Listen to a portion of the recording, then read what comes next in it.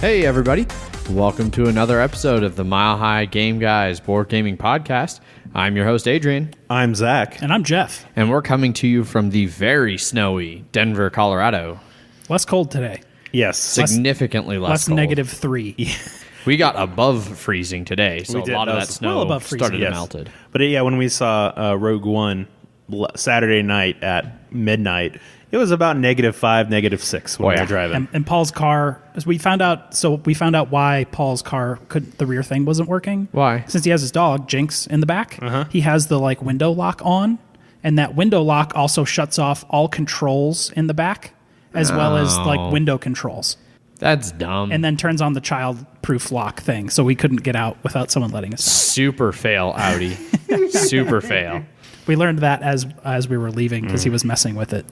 Gotcha. My Kia has it so where the people in the back can't open the door unless my car's in park. Huh. And I Makes just like it I like really convenient for kidnapping people, Oh doesn't it? yeah. What can I say? I like having that power. You'll get out when I say you can get out. But not in a kidnapping way. Just in another. It's more the implications. Yeah, right. It's the power trip. That's what it's going for. Implication. Yeah, nothing's actually going to happen. It sounds like we're in danger when we ride in the back of your car, Zach. Step one. Never get in the back of his car. Well, I've always said I haven't had any car accidents, and I keep saying I'm just saving up for the big one. Oh God. Cripes. As we mentioned before we started talking about car accidents, we all went and saw the new Star Wars. We did. I loved it. This was my second time seeing it, although there is still one scene that I have not seen. You already saw it twice? Yeah. What? I saw it Saturday or Friday up at the condo. Oh, okay. After we went snowboarding Friday, me and Aunt went and watched it. We went to the liquor store and bought a 6-pack of beer. We smuggled 3 each in and a bunch of snacks. Oh, you actually went to a theater? Yeah. Oh, okay. I thought you were saying that you pirated it. No. We actually went to the theater up there. I didn't even know they had a theater up there. It's real small and real shitty. That's why we smuggled in beer and snacks. Gotcha. Were they cans? Yes. Just cracking open cans in the middle of the theater? That opening, big noise, just wait for an explosion. Yeah, we were definitely timing them. Nice. But so both times I've missed the same scene. The first time I watched it, because I smuggled in 3 tall beers, Did you I had fall to go to the asleep? bathroom. No, I had to go to the bathroom, so I ran out during a scene. I thought it was kind of slow. The second time, yeah. We went the following day, and so I'd woken up at 6:30 that morning. I'd snowboarded on an 18-inch powder day, which snowboarding in 18 inches of powder is exhausting. We came back, we played 2 games of Seafall while I drank a growler of beer, and then we went to the midnight showing of Star Wars. I fell asleep twice. Yeah. So basically, I know we had talked about seeing it, and then Saturday morning, I was like, oh, we should buy, or Friday night, I was like, we should have tickets for this. And since the only theater we go to, the Draft House, is assigned seating, I looked at the 12 different showings each day, and I was like, that's full. That's full. I don't want to sit in the front row. That's full. That's full. So basically, the midnight one was the only one where it was somewhat in the back and off to the side a little bit. I was like, that works enough. The 2 guys that were sitting good seats. The 2 guys that were sitting next to me had to have been pre-drinking and were totally wasted. Yeah, the one dude dropped his glass in the middle of the movie. I heard that. Show. Yeah. Splashed water. And, they had ordered shots of Jameson multiple times. Oh God. Yeah. At the movie. I didn't even know that the Draft House served shots. I mean, I guess I shouldn't be surprised, but I'm sure it was a Jameson neat. Yeah. Well, I mean, they do the adult milkshakes and stuff. Yeah. I ordered one of those. I had a Bailey's milkshake. Nice. It was good. Yeah. But yeah, the movie, it was good. Yes. I liked it. Definitely one of my favorite Star Wars. Top 5, like I said. Yeah. I mean, definitely there's only top 5. There's only 8. There's only 8. Yeah. It wasn't shit, so obviously it's better than the prequels. Yeah, there you go. Pretty much. But I do agree that I think it enhances 4. Yeah. So I think it'll make for good viewing, being able to watch that directly into 4, Yes. 5, and 6, and then 7. Yep. I still need to watch the. There's a super fan cut of the first 3 that supposedly makes out of the 3 movies a somewhat passable single movie. Yeah. So that might make for an interesting like marathon day. Watch the supercut of that one. You know what's funny? I've actually heard one of the best cuts of that is from Topher Grace. Yes. Yeah, that's the one I'm talking about. Oh, okay. I didn't think he released his. Huh. Yeah. Oh, no, I think he did. Oh, or I think it got yeah. really, I don't know, maybe it's gone now. But I agree, that would be good to watch. Yeah. Topher cut. Yeah, from what I heard, it's basically all of the first movies. No, we don't care about that. Yeah, there's almost nothing from the first movie, which is good because that one was way I think off the maybe rails. starting with the final fight of it with the lightsabers. Duel of the Fates? Yeah. No, that was the song from episode 1. Well, that's what I'm talking about. Oh. That that scene. Okay. The only it's still the best part of that movie, and it's the best. It is still one of the best. Some of the best music that in Star Wars too. Yeah, that one scene. I'm curious. Speaking of the music, so this was the only one not scored by John Williams. Was that something that was noticeable for you guys? Yes. Yeah, there are a couple times. Like most of it was fine, but there are sometimes I was just like this. I don't know. It felt too loud or not. Like it just didn't feel like it meshed as well. I liked it. I agreed. I know it definitely didn't sound like Star Wars, but I didn't miss it. But Yeah. it felt weird not hearing all of the. Well, especially because every once in a while they'll sort of like dip into John Williams a little bit. and- And Yeah. you're like, oh, it's good. But yeah. then they go back and you're like, like I said, it was fine, but it wasn't anything amazing. I think It sounded like knockoff Star Wars music. And that's the problem. And same thing. Like I understand why they decided not to do an opening crawl, and I got to assume that maybe not having John Williams was for similar reasons. Like this is separate from the main like big air quotes here Star Wars story. But at the same time, I feel like they should be careful about distancing it too much because then it starts to feel like what Jeff just said, a Star Wars knockoff rather than Star Wars. One negative. And sorry, go ahead. and spoiler free, this conversation is Yes. Yoda. The third act really Saved it. made that movie Yeah. feel like fucking Star Wars. Yeah, definitely. One negative thing I heard, it was like, it was the greatest Star Wars fan fiction movie ever. Yeah. It was really good. For me, it felt like, and I don't know, it depends on how you feel about it, but like it did not feel like a Star Wars movie as much as a movie set in the Star Wars universe, which is good. I think that's almost what they're going Well, for. yeah, exactly. It's good. I think I was sort of disappointed in the beginning because I just didn't get that into my head enough. I was like, this is supposed to be something else. But I always find it funny that we always refer to him as A New Hope and Return of the Jedi and Empire Strikes Back, aka like the subtitle. Yeah. So this one is Rogue One, a Star Wars story. So is everyone going to start calling this one a Star Wars story? I doubt it. No, this one will be Rogue One. I know. It's a joke.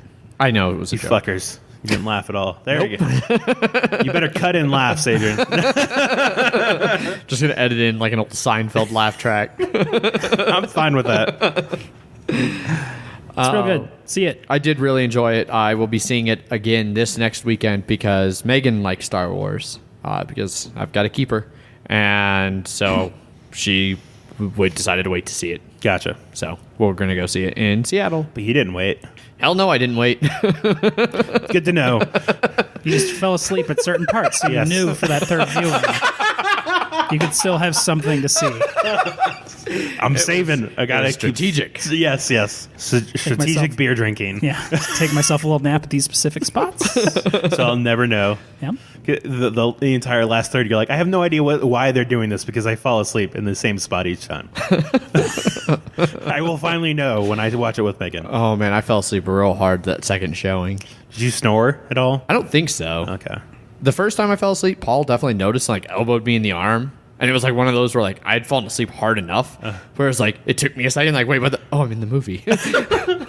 Oh yeah. It would have been great if you're like, what the fuck, man? Oh, sorry, everybody. Yeah. So then it was like, wait, so where are? Okay, well, I didn't miss much. I was like a quick little doze. Okay, I'm good. It was like, oh man, I'm getting tired. Like, I got up to go to the bathroom, and I didn't have to go to the bathroom. I just wanted to get up and walk around. I was like, oh man, I'm struggling. I was definitely tired near the end of that. It doesn't help they have really comfy seats at the draft house. Yes. Oh, it's really good. It's not one of the places that has reclining seats. Oh my god. Jesus. Give me a couple beers and a reclining seat. I'm out every time. I also had a long day that day Yeah. of playing Blood Bowl Oh, yeah. because that's how I started my day, driving through the snow and going to play Blood Bowl. And it took an extra 15 minutes to get there. No, more than that. Almost 25 minutes. So is this now officially the Bloody Minute? Yeah, we're going to call it. All right, Bloody Minute. We're doing an audible. It's the Bloody Minute right now. I was playing Nurgle, who are tough and strong, and I ended up winning 2-1, my third win in a row. And out of everyone that has played 4 games, I am currently first in the season. The game was pouring rain, so it was a -1 to all pickups of the ball at all times. So he had gotten a plus agility Beastman on his team, and that made it really easy for him to pick up the ball.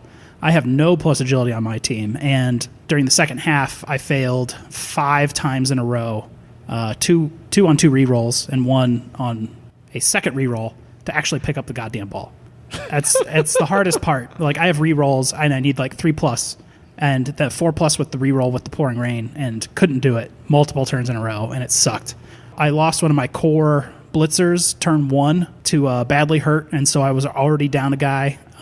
Ended up scoring on total horseshit rolls. I was making 6s left, right, center, like things I needed to, like, I need a 6 to do this. Boom, got it. I need a 6 to do this. Boom, got it. Over and over and over and over again. Had he been rolling as well as I was, my team would have been bashed into the ground. This is why I'll never like this game. Yeah, I mean, you have to mitigate the luck, but I was getting super lucky on multiple occasions. Ended up scoring down a man on defense. He scored on offense because I backed up a little because I had learned just how bashy his team was. Failed a move that was like 2 moves in a row that were like real rough. My ogre kept being stupid. Anytime an ogre needs to do anything, you need to roll 2+. Ogres are funny. Yeah, kept rolling 1s on that guy over and over again. He has a guy that's similar where he needs 2+ to do things. He didn't fail one once that game. His team is like Cthulhu themed, so they're kind of like tentacly and stuff. He has some well-converted guys. That looks real good. Ended up winning 2-1. Nice. First place for the season. I'm up against Ant next. He's... Good luck with that. Yep. I'm up against David after that. And then I think I'm up against Ant's other team or Frank's. I don't Ant's know. playing 2 teams in this league again? Yeah. Jesus. He probably won't need to next time because we got like 6 or 7 new members on the Facebook group that all want to play. We'll probably have to split up into 2 divisions next season. And next season, we're going to start with all new rules. So we were up at the condo, Ant and I. We went up Thursday night, and he had a Blood Bowl game Friday at like 2 o'clock. So we snowboarded a bit in the morning, then we came back, and he had this game, and I was sitting there on the couch unboxing Santorini while he was playing Blood Bowl, and he was playing another, it was 2 goblin teams, and the other guy had a dude who could throw bombs, which I think it's weird. Like, you can, like, if you kick a guy when he's down, that might be a foul, but throwing bombs, that's totally cool. Plus, it's a secret weapon. Yeah, which I think it actually, like... It's a secret. Well, so you can lose your secret weapon, people, apparently. Yes. This is what Ant was saying. But so the first time he threw the bomb, Ant was like, oh, sweet. Like, I'm going to intercept it and throw it back at him. And he didn't. It landed right in the middle of like 5 of his guys, knocked them all down. Then the second time, the guy threw a bomb and was like, I'm going to intercept it. And he did. He's like, oh, I got it. I'm going to throw it back. Really hard to do. And he fumbled it. And so it landed right on top of his guy and blew up again and knocked down like 3 more of his guys. Nice. He's like, no. It's so much fun, like, to hang out with Ant when he plays Blood Bowl because he gets so into it. It is hilarious. Yeah, the secret weapon guy, he will be thrown out of the game at a score or the half. But if he has a lot of bribes, which he should, on a 2+, you bribe the ref and he doesn't get thrown out. Yeah, which I guess this guy kept making his bribe rolls. Yeah, it's a 2+. It's not hard. Ant revealed he has a secret master plan where he wants... I'm sure he wants you to talk about it on this. Yeah, because I'm totally... He told me his secret master plan, and since it involves me, I'm going to share it. Okay. If he wanted it to be that much of a secret, he shouldn't have told the person that the secret plan was. You better be writing this down, Jeff. Okay. It has nothing to do with Jeff or his game. No, so his secret plan that he Rule had... World versus with Blood Bowl. Okay. Was, so he was hoping that Dan would have come up to the condo this weekend, so he could have gotten Dan and I to play a game of Blood Bowl while he, like, ref/moderated. And then... That seems like it would make the game more enjoyable. And then, yes, probably substantially. And then he wanted somehow to get you to play. And then his ultimate goal was he wanted to get you and I to play at least 1/2 of a Blood Bowl game against each other that he could be there for to ref/moderate. Nice. And so what you're saying is it's like Invasion of the Body Snatchers, but make you play Blood Bowl. He just wants to make this into another Blood Bowl. And that's the ultimate goal, is he wants this to become yet another Blood Bowl podcast. Nice. So, which by getting Jeff into the league, he gets at least... It's already infected the podcast. 2 or 3 minutes every episode for the Bloody Minute. That is at least 2 or 3 minutes every time. I'm going to start calling it the Bloody Minute-ish. Yeah, minute-ish. I finally got my first doubles skill and my first stat increase. Nice. Yeah, after like 15 games, I got fucking doubles finally. There you go. What's your record this season? Are you 3-1 or are you 3-1-1? 3-0-1. 3-0-1. So no losses? No. Nice. The 3 wins, 0 ties. 3-1-0. Oh, you've lost one? So you're 3-1. You've lost. You typically. But he's still, you said first. Yes. Ant is in third, but he only has 3 games played. So I almost want to go week by week when you've won and lost, because I have a sneaking suspicion that since your league started, anytime you win, the Broncos lose, and every time you lose, the Broncos win, in which case, curse your newfound good luck. Yeah. You son of a bitch. My dice have been rolling hot. You fucking keep those same dice. Yep. Yeah. Like, I've been making some bullshit rolls. That's good. No, Yeah, the good for fans me. who wanted to hear less football talk got their wish, because it's pretty much... It's all over. It's they an need a lot of help, incredible right? long shot. We'd have to win both of our next 2 games, and other teams would have to lose outside of us. Like, even if we win our next 2, there's plenty of other teams who have easier schedules that if they win their 2, they'll be ahead of us. Gotcha. Like, we fell to 9th. Yeah, and they only take the top 6. So, Ooh, that's rough. Yep. Season over. So, we also played the new Pandemic Iberia. That we did. I like it a lot more than the spin-off Cthulhu one. Yeah, then the Reign of Cthulhu. So one thing is that the pieces in this are all wood, which I felt was nice. Because, the first edition of Pandemic had only wood pieces. Mm-hmm. Then they went to the plastic ones, which I think for regular Pandemic, I like those better. But I think for Iberia, because this takes place in the 1800s, 1700s? 1800s. 1800s in the Iberian Peninsula, it works a lot better thematically, whatever, if you want to say it that way, to have them be wood pieces. Yeah. And I like the changes that they made to the game. I like you can never treat more than one disease cube because there's no medic. Yeah. There's no medicine. You're researching these diseases. Yeah, you're researching them and you're like, let's get some more clean water. But that's about all you can do, which is a form of quarantining in a way, which is nice. Yep. I like that mechanic. Yes. The map is much more tight to where you could do that. What do they call it? Regions. You can put purified water in a certain region, and that region is any of the areas inside the lines of the different paths. Yeah, makes sense. I like the rail lines. You definitely need to do that early in the game because it's really hard. You can't fly anywhere because planes don't exist. Yep. But yeah, it's instant travel. Yeah, it's instant travel because you can technically go from one port to another, but you have to burn a card. Yep.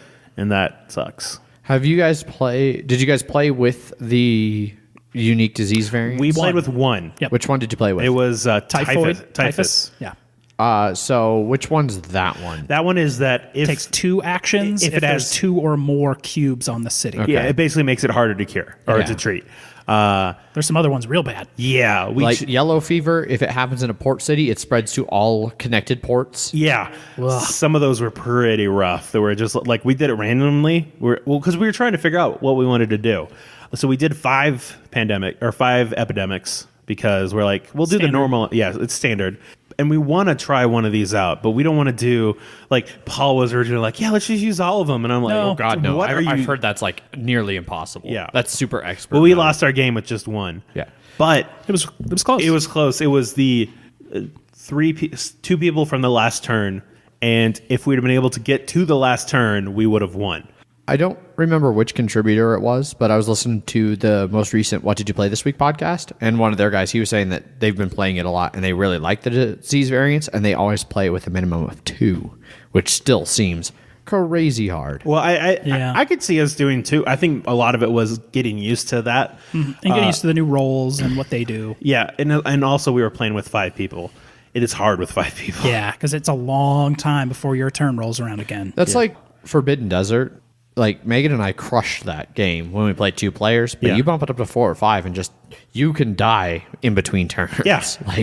Games like those, you add more players and so much more happens in between you getting to use your abilities that it makes it way harder. And in this game, there's no eradication Like even if you get the research done and draw black infections, they still come out. Yep. It just means that you can purify easier. You can use that color's card to purify anywhere, not just somewhere that has a black dot on it. Yeah.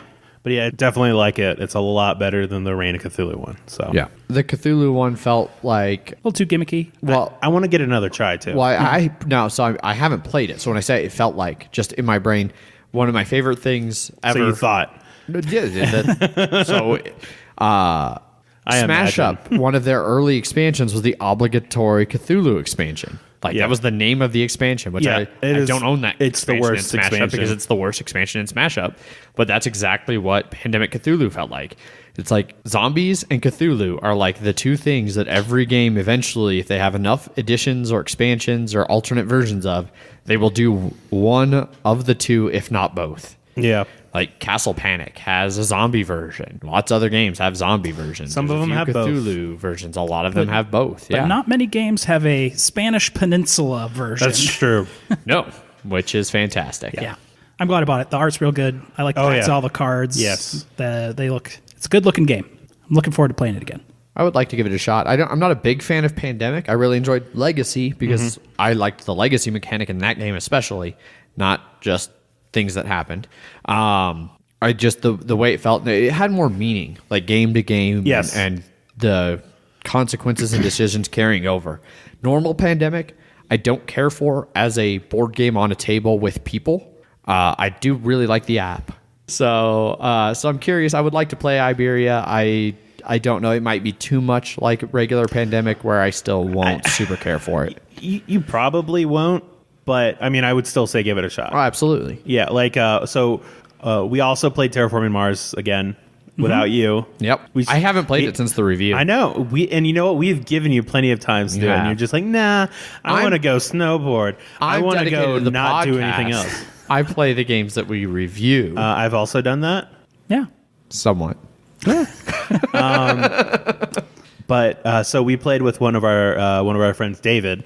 And he is very much a non-Euro game fan. He's very much an interactive. Yes, he loves the Ameritrash, and definitely in there, right there with him for a lot of those. And I wanted him to play it because I was like, if there's one that he might be interested in, hopefully it'll be this one, especially because it can be a lot of people are like, that's too mean of a game, and. Yeah. But you didn't play with the Corp era. So the reason we didn't play with the Corp era is the time length. And technically it adds more FU cards, but it also adds a lot more non-FU cards. The distribution is about the same still. And he might have enjoyed that, but he might have enjoyed that part a little bit more, but the game would have been 30 to 45 minutes longer. And we could definitely see a bit of him just going, like, you could tell he just wanted it to sort of end. That's fair. So he didn't like it. He was, you know what? That's fine. Yeah. Obviously, people can have their opinions. Even I won again, so that's fine. I almost won. I was super close. Yeah, you were. Yeah, he actually got second by like holy shit, Jeff. 4 points. 4 points. Yeah. It was because he got the capital and got points off the water tiles. Yeah, it was great. You got the capital and pets. Oh yeah. Yep. Every fucking time. Well, here's the thing. Quit stacking the deck. No, I didn't do. I was going to. I had the two corps I had were the Thracis Republic. The one I always end up getting somehow. And then the other one was the Creditor, the one where the expensive ones you get a refund on. And I was like, you know what? I'm not going to do the Republic. I'm going to do this one. And then I looked at my 10 cards and I saw Pets was there. And I'm like, nope, screw it. We're doing Thoracic Republic because fucking Pets. Yep. Amazing. Pets are great. I got 6 points from him again. It was nice. Yeah. It doesn't make sense. Like, they're not worth that. Like you said, that's worth 6 points. Like, it's not that many points, but it seems to always be like a crucial amount of points. Like in a game where you apparently win by 4. Yeah. Those 6 made the difference. Yeah. It wasn't a super high scoring game. No, it wasn't. 60 something? 60, yeah. Oh, yeah. That's because we were playing standard. Yeah. So. Okay. Jenna liked it though. Yes, she liked it a lot. Yeah. And so we converted one person. Yep. And she also wants to play Blood Bowl too. Yeah. Did we play anything else? I played Power Grid, the card game. What did you think of that? I thought it's good. The rules are fiddly, just like Power Grid. I really like Power Grid, and it brings over a lot to it. It's basically everything without the map, but as some people have said, like some of their favorite parts is that map, which isn't in this game. But you can basically get an entire game and quality game of Power Grid with just the card game. It's got all the same auction mechanics for the powers, all the resource market, but then it sort of ends there. Which, and I was going to say, for people who their favorite part of Power Grid is the auctioning, I've heard this really captures it perfectly. And it's a lot shorter too, right? It's like an hour, you said? Yeah, it's only about an hour. Instead of auction, 3 hours. The auction mechanic is 100% just like, we're just going to take exactly this from Power Grid and put it into the card game. Gotcha. The resource market was kind of confusing, a little too confusing. It has paper money. I heard the audible. Yeah, I want to replace the paper money like ASAP. But I've only had one quick play of it, and so far I like it. I like Power Grid a whole lot, so the card game scratched that itch just enough for me. Sorry, Chris. Chris? Yeah, our listener who hates the phrase "scratch the itch." Oh God, I said it. No. I have to go hang myself. I'm so disappointed in myself. God, fantastic. For shame. Shame. I think we've covered basically everything I played. I played Great Western Trail at game night. You've got one more, yes. Zach. Yep. I played Great Western Trail at game night. I played. I did get my copy of Druids by Grant Rodiak, the designer for Cry Havoc. I got it assembled. It made my knuckles bleed getting the wood together. Good. So my wood box has blood on it, which fitting, I guess. I don't know, but I got a game. You of can that say it's yours. It is mine. Yeah. There wasn't my sweat. games don't have my DNA on it. There wasn't sweat and there wasn't tears, mostly because it didn't hurt enough to cry and it wasn't warm enough for sweat. It was pretty cold when I was assembling it, but there's definitely the blood. Anyway, I mean, you can sweat if it's cold. You can just You can. Yeah. I'm sure most of my Warhammer armies have some sort of my blood on them. You're just making them more thematic. Makes sense. They're very sharp. Gotcha. but I got to play that in, which I like it. It's a interesting little asymmetrical 2-player game. I understand the appeal of the 3D laser cut, or not 3D, the laser cut like wooden box. I kind of wish it just had a normal cardboard box that I could just throw in a bag. I'm going to be way too protective of that wooden Kind of like the box. broken token. Like Is it? Yeah. Is it Box asymmetrical? Sorry, I did say Abstract? 2-player asymmetrical, and it's not 2-player abstract is what I meant. Okay.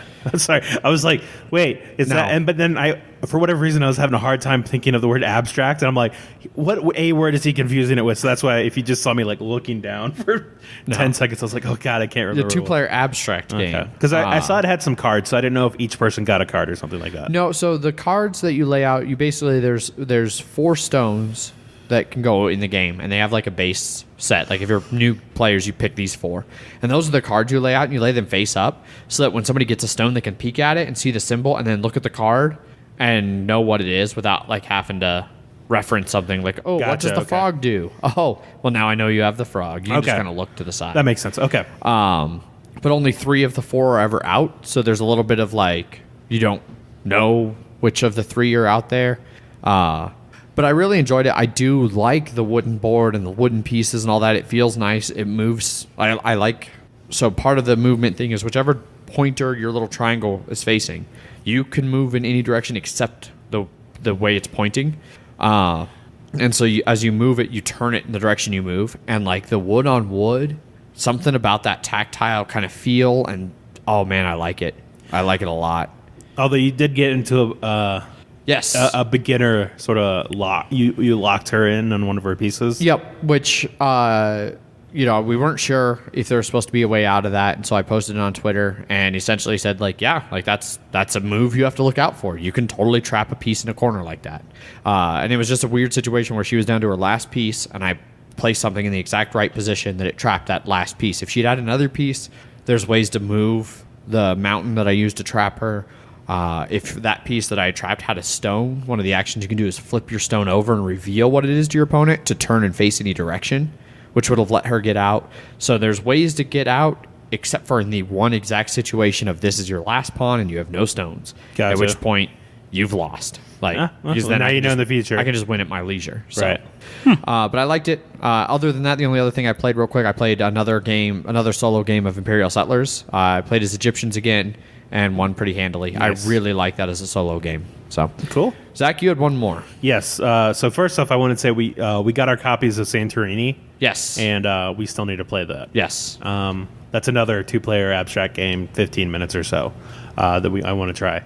And so on game night, we played Predator, the Legendary Encounters Predator. We played the first mission, Predator 1. The Schwarzenegger Yes, movie. and we've played it about 6 to 7 times since I've gotten it, and we've just been destroyed every single time. Usually, someone has the wound that is, if they die, everybody else dies, and then they're the first person to die. Yep. But this time, it was the CIA agent that died first, and we didn't really care. We're like, it's fine, CIA agent, it's okay. You know, he was always just trying to buy stuff. And we're like, we need military might. And he's just like, I got money, I can buy things. No, get out of here. But we actually, so we were stuck in the first objective, which is to blow up the guerrilla camp. I remember hearing cheering from a vast distance away when you had destroyed. Well, because it was one of the last things we found, so it gets moved all the way to right before the deck, and it's really hard to scan. Yep. Because you have to spend 4 damage to scan it, and then at the very least spend 1 more damage to kill it. But if there's anything there, you have to kill, and we're getting into level 2 stuff. Yeah. Or objective 2 stuff, so it was getting really hard. And like halfway through objective 2, we already found the objective for objective 2, and we just had to put it away until we finished objective 1. Yep. And so we were able to finally kill it, and that was right around the time Richard died. Who was the CIA agent. And then we got to do objective 2, and then we ended up killing the bad mother, the final enemy. Yeah. Because Big Mother, or whatever it is. Because the guy who was facing him, he had a card that was, it was the call for help. Anytime someone does a coordinate, they get to use this ability, and the ability is you can turn, once per turn, you can turn a card to from money to strikes. Okay. And so we shared a bunch of money coordinates, and just we're like, turn that into attack, turn that into attack, and we ended up getting the 11 that we needed to kill him. And he was doing triple strikes. Everyone was like 1 to 2 damage, and then we were able to kill that and then heal up, and then we found the chopper. The chopper, sorry, and all 4 of us were able to get out. Nice. And we were all really happy, but now we're like, all right, we got to do Predator 2 now. I think I've only ever played Predator 1. I've only played Predator 1. We were gonna keep playing this one until we beat it, and we finally beat it. Okay. But then I also got the Alien expansion, so I need to try that out too. Yeah, I picked that up too. I should probably actually take it out of shrink wrap. You haven't? Okay, so you've played Alien, right? Yeah. Oh yeah. I played Alien a bunch. Okay. That's what I thought. So one of the Xenomorph cards in there is called the Brute, and basically when he gets revealed, he actually turns sideways and he takes up 2 spots. Oh wow! So, and whenever he gets halfway into the combat zone, he's finally in there. But I just love the art because it actually is landscape, and so it flips it over, and he's strong too. And they gave us hard mode for all of the Alien. You can add more too. drones or something. Soldiers. Soldiers. That's what it is. Yeah. Screw that noise. In case that game isn't And hard someone enough. can play as an alien queen, and they get their own mat. Yes. Which is super cool. Yeah, and don't worry, it's not confusing at all. So, because I used to keep Alien and Predator in the same box, 1,300 cards or whatever it is. A lot of cards. I couldn't do that because I got the expansion. So now I have the Predator in my Alien expansion box. And then I have the Alien and the Alien expansion in the Alien box that has a Predator top. So it's not confusing at all. Okay. Yeah. What'd you do with the old box? I threw them away. Oh, good job. Because I was not expecting an expansion for whatever reason. So, all right then. yeah, that's what I've been playing. Right on. We have almost a microscopic amount of news and Kickstarters today. Yeah. Very, very small amount. What did you guys got for news? News, I got nothing. Yeah. The XCOM expansion pack pre-orders are up. It should be out by the end of the year. Oh, so shit. If you want that, I need to do that. Yeah. those are out. Doom has officially released.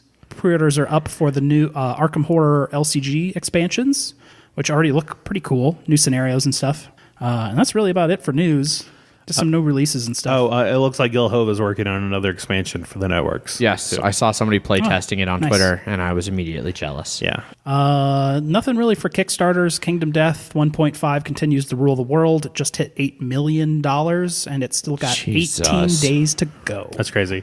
Crokinole, the second round, which comes out in April, that is more than halfway filled now. So it's Because they have a top. Yeah, they have cap. a cap limit, and I think it's like 180 left. So if you want Crokinole, you and better that's do it quick. 17 days, something like that. 11 days, one of those two. So for my end of things on Kickstarter, both Lisboa and Feudum funded.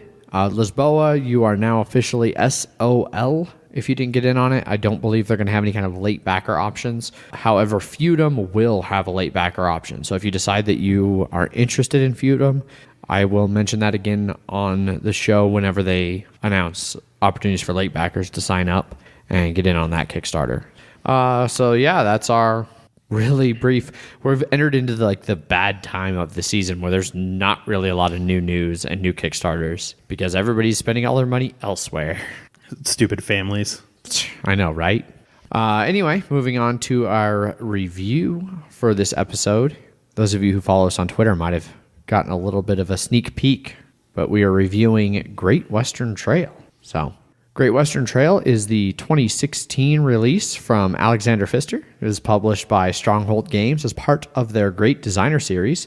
It plays 2 to 4 players, takes 75 to 150 minutes. Zach, you got a game overview for us? Yeah. In this deck building Euro game, you and the other players are ranchers herding your cattle from Texas to Kansas. Along the way, you will have chances to build buildings, purchase additional cattle, increase your railroad line, and hire workers to help with each of these.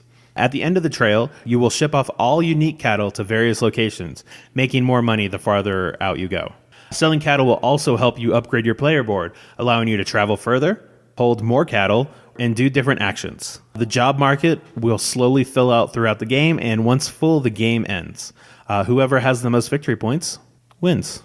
Yeah, and I mean that's it. That's it sounds surprisingly simple, and that's I'm trying to make it more simple. Yeah. Well, and this game is actually one though. It's surprisingly simple. Yes. There's a lot that's going on, but it's another one at any given time. Your options are pretty narrowed down. Turns can go real quick when people know what they're doing. Yeah. So one type of mechanic that this game employs is called the rondelle. Yes. Wheel thing. Very technical term right there. But basically all that means is that you have a series of actions that where you are on that wheel is determines what things you can do. And usually you can only move a certain amount of spaces. So for here, like if you're playing with a 4-player, you can only move 3 spaces. So you just basically look and you're like, out of the next 3 spaces, what do I want to do? And so like you said, on any given turn, you're like, oh, okay, I can do this, this, and this. So I'll do this.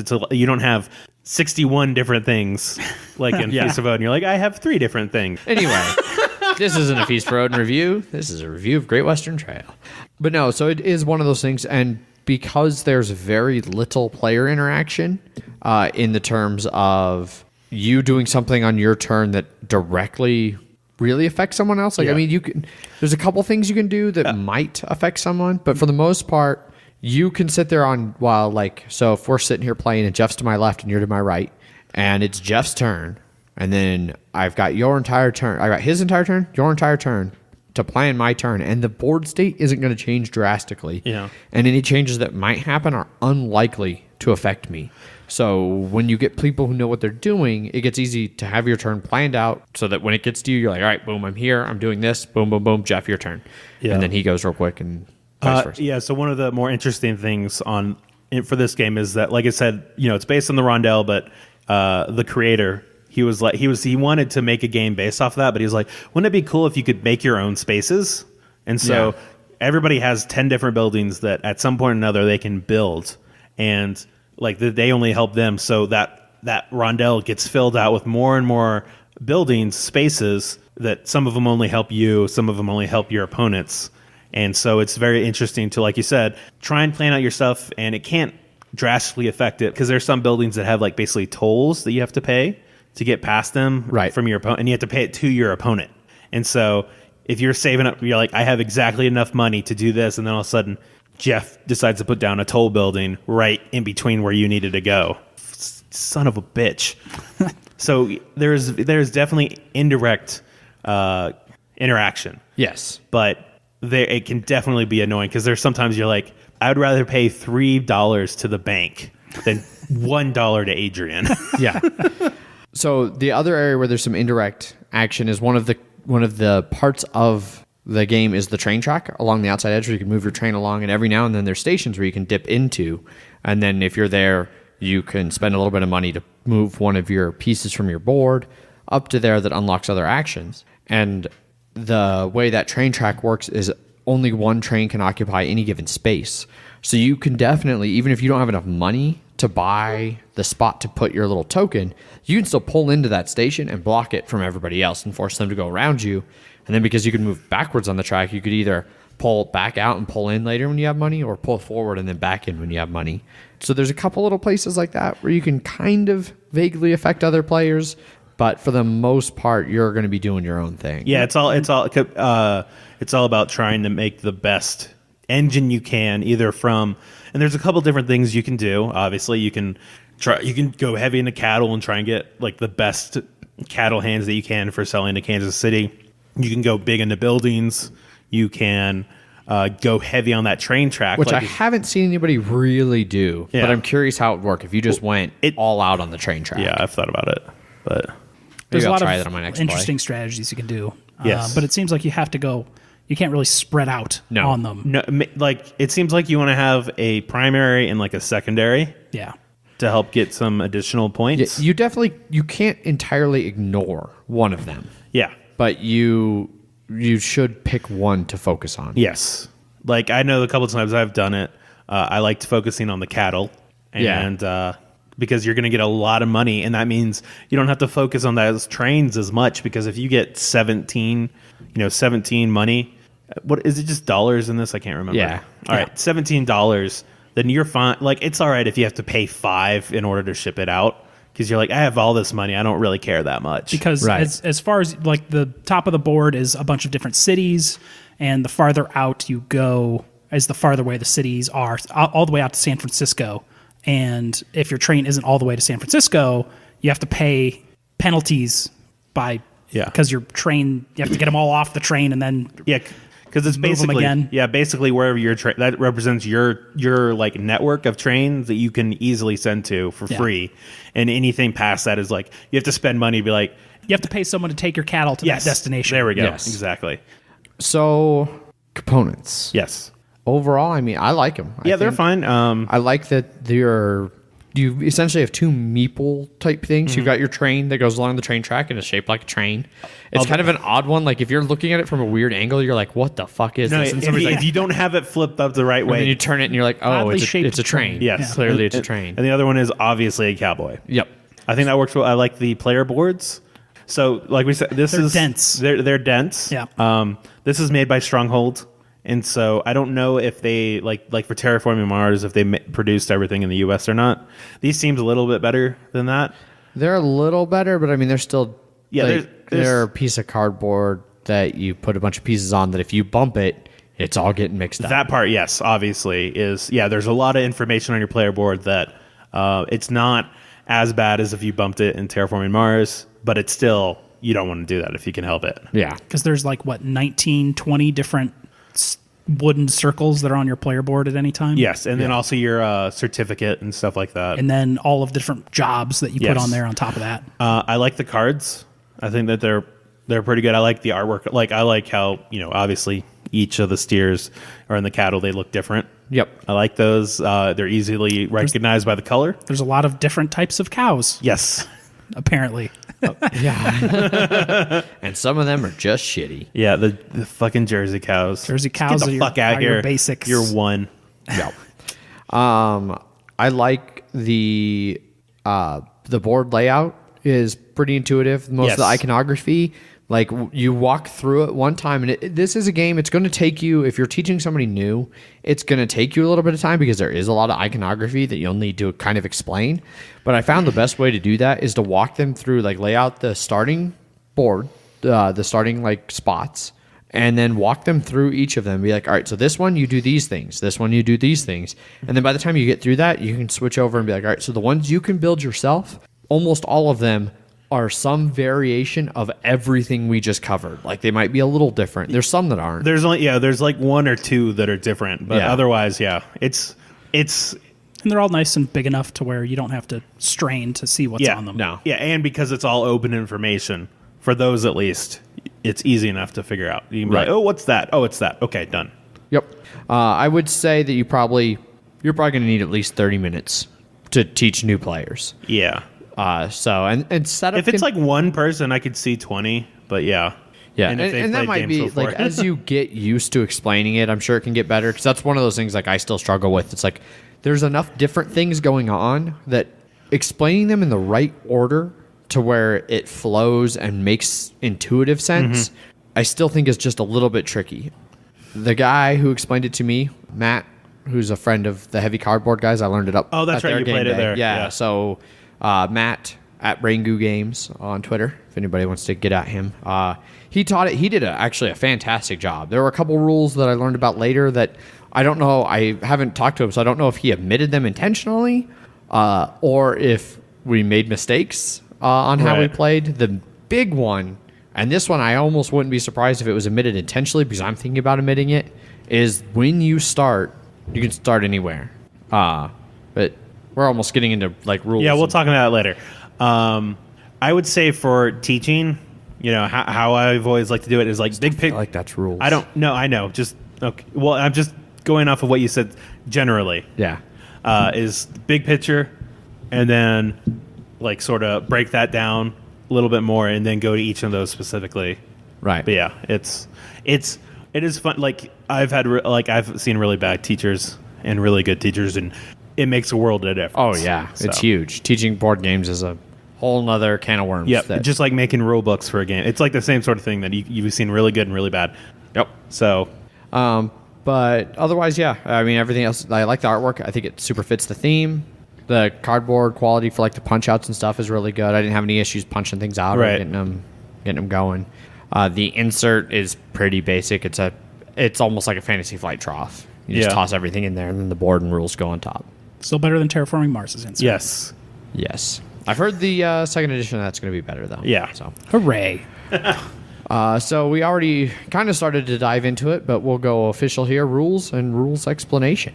Pretty clear. The rule book's not that great. No, the rule book is all over the place. This is a good example of a game that I think the rule book could be significantly improved upon.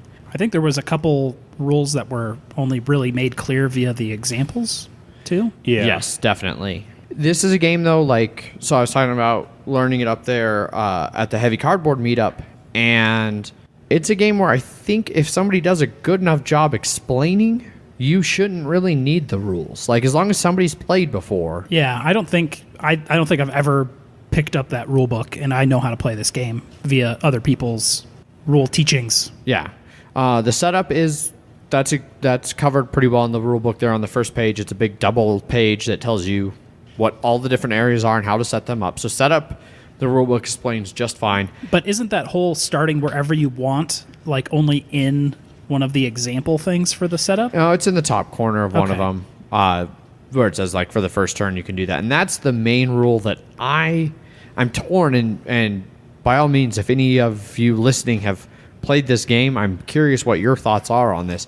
Personally, I think that the starting wherever you want on the board, I'm really contemplating doing away with that. Like house ruling that away. Everybody starts at the start and goes from there. But because I don't know, I think it gets just way too arbitrary if people can start wherever they want. It just, I don't know. There's some strategy that goes into it. Yeah. I don't know. I can sort of see. It's funny. I've actually seen some people suggest that have just immediately sold their stuff to Kansas City, like right at the beginning, so they get a lot more money, and they get one of those tokens off, and then they can actually start. Like even with the -6 that you get from going to Kansas City, I've seen some people just like it's worth it to just get that much more money. Well, so I will say for that rule, like I said, I'm thinking about house ruling it away, but I could see it being a good one to house rule away when you're teaching new players. Like just everybody starts on even ground at the start and you go through all the actions the same. With more advanced players, I can see where like you can legitimately make that strategy. Like I'm going to start right away at a position where I can ship cattle to Kansas City, take the -6, but get some extra money for my first run through, versus somebody decides like, no, I'm going to take a couple turns here to try and maximize my hand. So the first time I hit Kansas City, I get the maximum points, the maximum money. Yeah. So I could see with more advanced players doing the way the rulebook says. I think for beginners, though, just for putting people on a relatively even starting field and just not overly complicating things. Maybe. I could see that. I actually, when you were first complaining about that rule, I actually went online and was like, is there anybody else complaining about this? Because if I legitimately wanted to know, because if a lot of people Am I alone in this? Yeah, I couldn't find anything about it. But apparently I'm alone in this.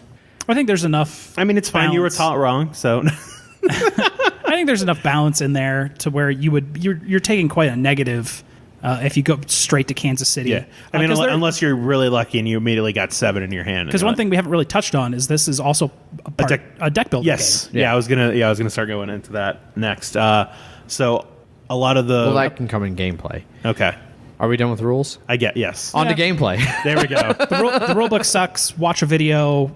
Or have somebody who knows the game teach or someone you. teach It should be, it's one of those games that's like you first look at it and you're like, I don't get it until you get it. And you're like, oh, this is easy. There's a lot of moving parts, a lot of little boards and spots everywhere on there, but they all come together pretty easy. Yeah.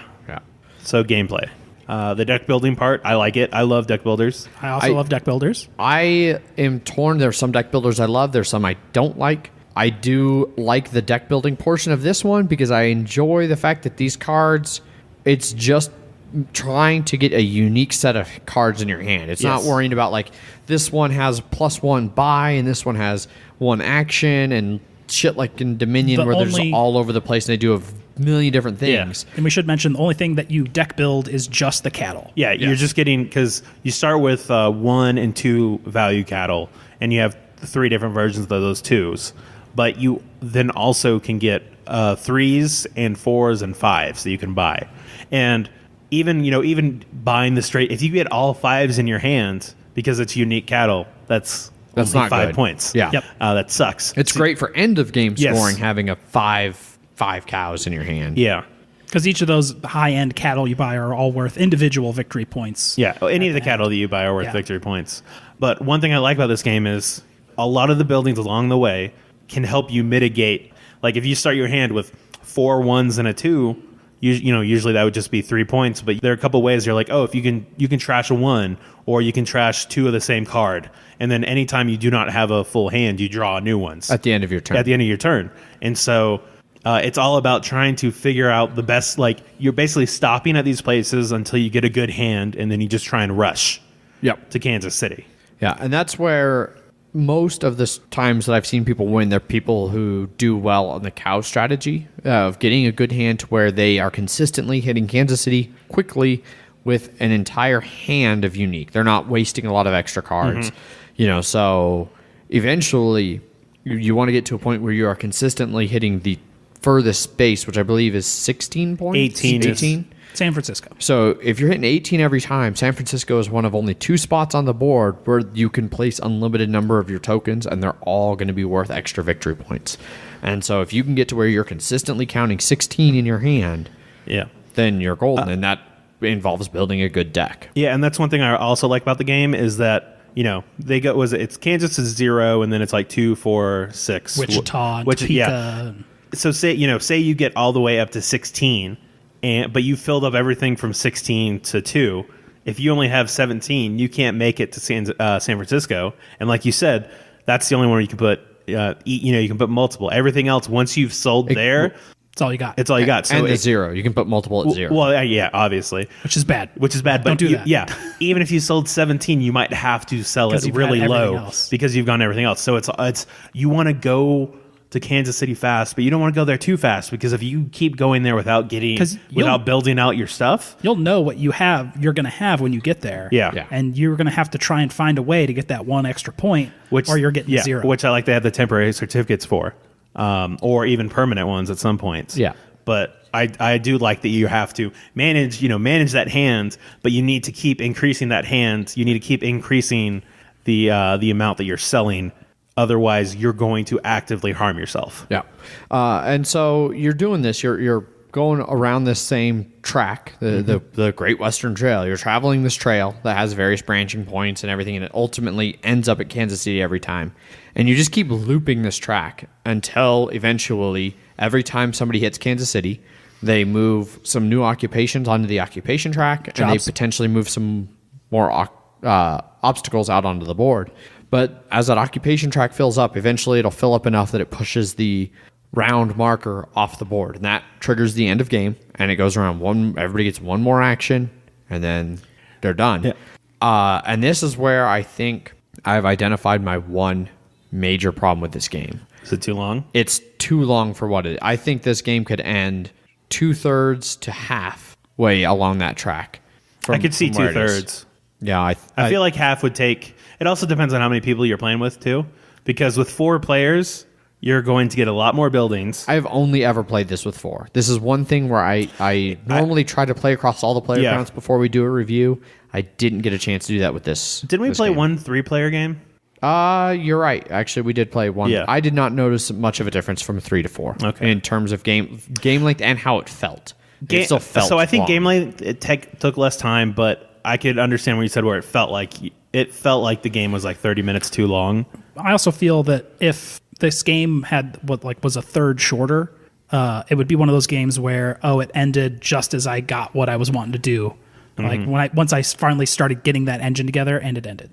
Which, I mean, a lot of other good games end right at that point. Yeah. I feel like... But I do know that that's been a complaint for you, at least on some of those games. You're like, I just felt like I got it started. Which this one makes me understand that maybe letting everybody get their engine started and going another couple turns is not a good thing. Yeah. So, I would rather a game end with me wanting more than a game end like this one does, where it's like, God, finally, this could have been done 3 turns ago. Right. I haven't noticed in any of the plays somebody who won on one of the last couple turns. There's usually a pretty substantial lead. I wouldn't say it's not runaway leader territory, but several turns in advance who's probably going to win. Yeah, I remember. And I haven't seen a major upset. When we first played, I was pretty sure Paul unless someone was holding a lot of cards, I was somewhat close, but I was still I think Paul's going to win, and he did end up winning. And then the other game that we played, I was I'm pretty sure I'm going to win, and I almost got both your scores combined. Yeah. So, yeah. Yep. The only time I have been in doubt as to who was going to win was the first time I played, and I think that had less to do with the game being really even across the board and more to do with that I didn't know the game well enough to know who was doing well. Gotcha. Every other game I've played of this, it was very obvious 2, 3, 4, 5 turns in advance who was going to win. Yeah. So it's funny, there are some actions in here. So one of the things you can do is you can take as an auxiliary action, which is something else that you can do on specific spaces. You can move your train back 1 and you can burn a card out of your Coal. Yeah, coal. And I don't think that's actually a good strategy for this. I don't think you deck build enough for it to really matter as much as, say, in Star Realms or Dominion or any of those. It is good, I think, to get that action, because it's one you have to uncover before you can even do it. Mm-hmm. You have to move your little piece up to the top. I think it's good to uncover one of those 2 slots for it, just so that there's occasionally times where you end up one past, say, a train station that you want to pull into. So you can use that to back into the train station while getting rid of a shitty card. It's definitely not something where you want to actively try to do that regularly and coal your deck. Yeah. It's good to have available. I can see that. Yeah, you're actually doing it more for the train moving back. Yes. And you're like, I guess I'll burn this card to do it. Yes. Because a lot of times you're like, oh, I can burn this card. I should do that. And I know you did that a couple times when we were playing, and it just didn't help you that much at all. And I feel like Greg, when you were playing with Greg, he went all in on it, which in a regular deck builder is usually a good idea. Mm-hmm. You want to get rid of those bad cards. You want cards. a thin deck, but yeah. The problem is in a normal deck builder, you want all your high tier cards in your hand at once. This one you want a variety. This one you want a variety, and especially because there's one kind of 5, there's one kind of 4, there's 3 3s, and there's 3 2s. So at best with a 6 card hand, you're going to want a 5, a 4, a 3, and then, or a 5, a 4, and like maybe 3 different 3s or some 2s. Yeah. To mix it up a bit. You don't want all 5s in your hand, so you don't want to get rid of all your low cards necessarily. Yeah, I remember I had one where I had 2 5s and 2 4s in my hand. Yeah, I was like, God damn it, that sucks. Yeah.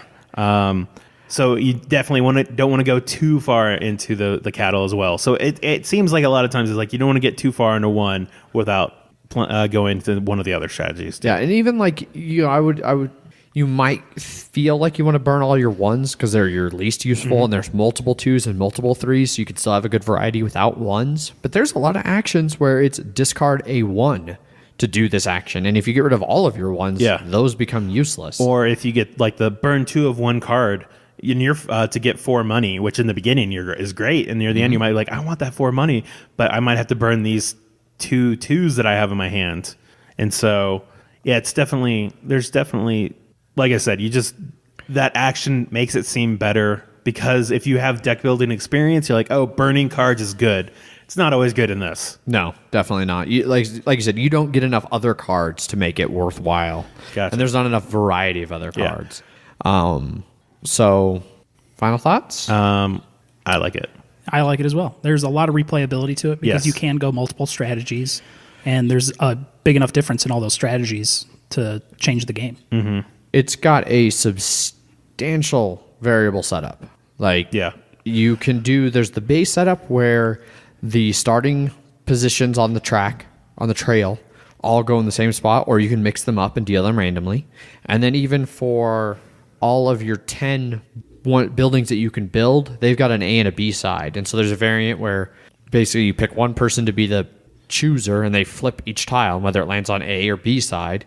Everybody plays with whatever side it lands on. So you can land with a mix of A and B cards. Yeah. So there's a lot of chances for variability, which can substantially alter strategies and how things go. Even those base ones, what order those 5 or 6 base tiles go, can substantially alter how you're going to approach that game. Because there's still only like one build action when that game starts. Yes. Yep.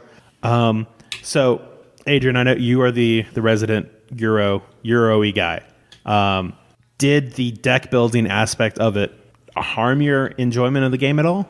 No. Okay. I don't believe so. Because I know a couple times when we were playing, like there was one where you the one where you were doing pretty badly.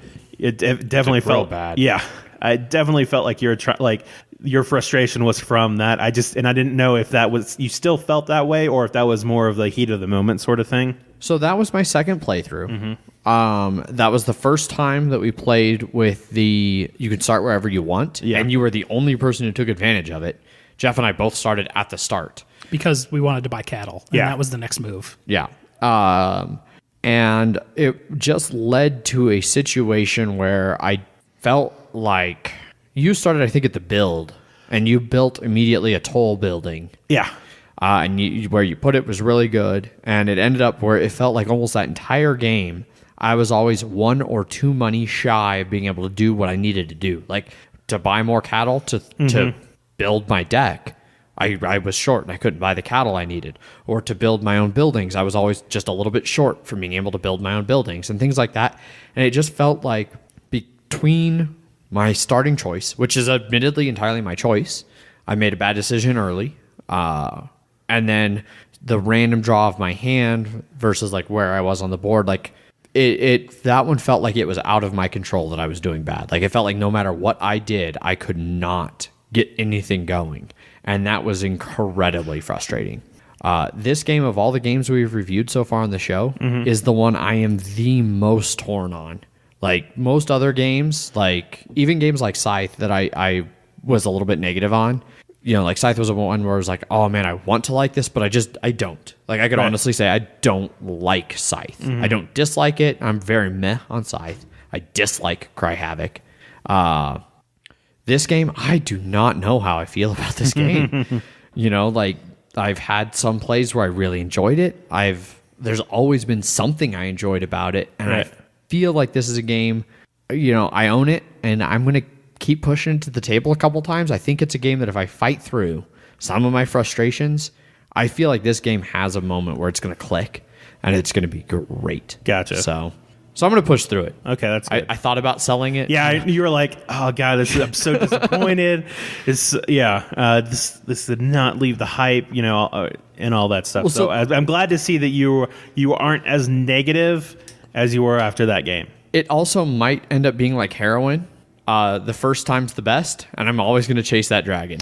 I like that yeah. Good to know you have that reference. So I've heard. So about you've heard. Because my first play was definitely my favorite. Yeah. It wasn't even the only one I've won. I've won since then, but the first one, whether things just went perfectly right or they clicked, I don't know. Gotcha. First one was the best one. Would you play this at game night anymore? No. Okay, good. I was trying to tell you. It's just, yeah. No, I am done with this one at game night. You did it twice at game night. Yep. Yeah. The only way I would even remotely consider it is if it was people that not only I knew had played, but I had played with, so I knew if they were fast or slow players. Because one of the things that has frustrated me in several of the plays of this is, like I said, this is a game that there's not a lot of reason that this should your turn should take long. Like, you should have a pretty good idea by the time it gets to you of what you want to do, and you should do it. There's a couple places like when it gets to your turn, like, and you go for the build action. I can see you like debating, like, where's the optimal place to build, and kind of APing a little bit there. But most of the turns, you should know, like, you should be able to make your turn before the other guy's even done. Like, all right, you've reached the point where your turn no longer affects what I'm going to do. Here's what I'm going to do. Jeff, the rest of my turn as I collect money and count cows doesn't affect you anymore, so you can start your turn. And I feel like this game should, with experienced players, should fly. You should be able to play this in an hour, hour and a half. Yeah, I think one of the reasons you shouldn't play it at game night is because for that, people will just talk to other people. Instead of, okay, this is what I'm going to do, then I'll talk with people. Because we have so many people around us that aren't playing this specific game. Some people just don't even go there to play games. They just to talk. You'd be like, all right, I just did my move. I'm going to go talk over here for a little bit. Oh, it's my turn? Oh, let me see what the board state is now. So, yeah, well, then especially with the way I do game night where I'm, I'm the host. I get way too caught up talking to people. So, no, the Great Western Trail is not one I will look to play at game night anymore. There would be a very select circumstance where I would be willing to, but mostly it's going to be one that I'll try to push to the table outside of game night. Gotcha. What about you, Jeff? I like it. You like it? Yeah. Clear and concise. I like it. Yeah. Zach? So I know for me, like out of the three newest big releases for heavy-ish Euro games, Terraforming Mars, Great Western Trail, and Feast for Odin, it would be Terraforming Mars, Great Western Trail, and then a Feast for Odin. Feast for Odin is definitely above Great Western Trail. I'm sure, me. yeah. It's competing with Terraforming Mars for me. I think it's mostly because I've played Great Western, I've played Feast way more recently than Mars, but they're both great games. Yeah, I want to play more Alexander Pfister games. He's rapidly rising on my roster of good designers. I've heard really good things about Mombasa, the one that came before this one. Yep. But yeah, I've definitely heard good things about. I know some people still prefer Mombasa to this, so keep that in mind. Yeah, it might be better than that. So So yeah, that's our review of Great Western Trail. Hooray. It is currently not available. Yep. Good luck. We try to avoid doing the new hotness that's not available, and we failed on this one. Sorry, guys. That's because it was part of the new hotness that we wanted it, and then there will be another reprint. I mean, this game's not going to be out of stock for long, so bide your time. Personally, for me, it's not a game you don't go out and drop. No, way over. It's not like Terraforming Mars where it's like $80 or something. It's like you might want to grab that. It's worth it. I will pay $80 for Terraforming Mars if it comes around again. This one, definitely wait for it to be back in print. But Great Western Trail.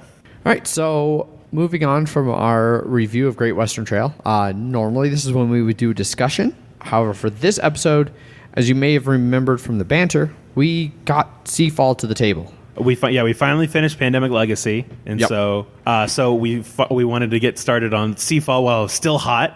Yeah, right. Still on sale for like $42 every once in a while. Yeah. I think it's past the point of being hot. Yeah, but that's okay. It was a joke. I know it was. Fuckers, stop not laughing at my jokes. Oh, but it's way funnier to let them fall flat. Yeah. So what we're going to do is we are going to do a spoiler-ish. We're only through game one. So. Yeah, basically to the end of game one. We're not going to talk about that. But we're not very far, so there's not going to be a lot of spoilers. but there might be some. And so we're going to do that after our closing thoughts here. So we're going to do... These are first impressions, basically, because we played the prologue and then the first game. And so basically what we think of it so far. So. Correct. And that will be at the end of the episode here after our closing outs and musics and things. So when you get to all that, if you don't care about Seafall, feel free to shut her down. If you care about Seafall, stick around after the close here and listen to a quick little, 15, 20-minute chat about Seafall first impressions. There's no emails for Jeff to read. Negative. So you guys are slacking on it. It's the first time in a while there hasn't been at least one email. Yeah. If you want to send emails, they are emails at milehighgameguys.com. Yep. You can also get a hold of us through our social media stuff. We are on Twitter at MHGameGuys. I'm Jeff_MHGG. And I'm Zach_MHGG. We are on Instagram at milehighgameguys, Facebook.com/milehighgameguys, and we are on Board Game Geek. We have a guild that I really need to memorize that 4-digit number. Make it the pin to my credit card. Yeah, there you go. And then That's let us know the number. decision, right?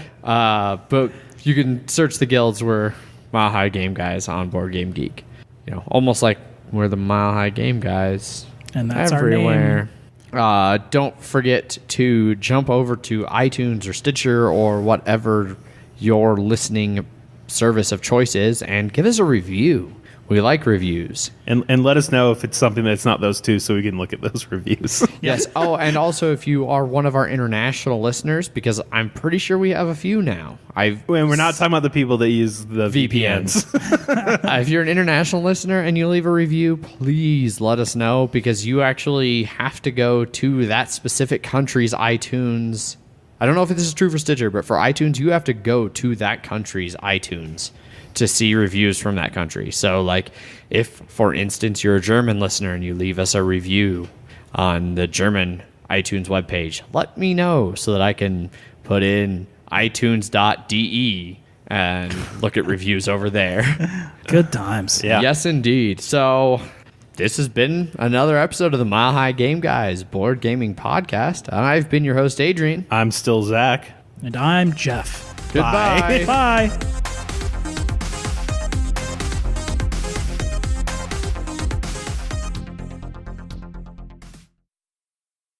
Seafall.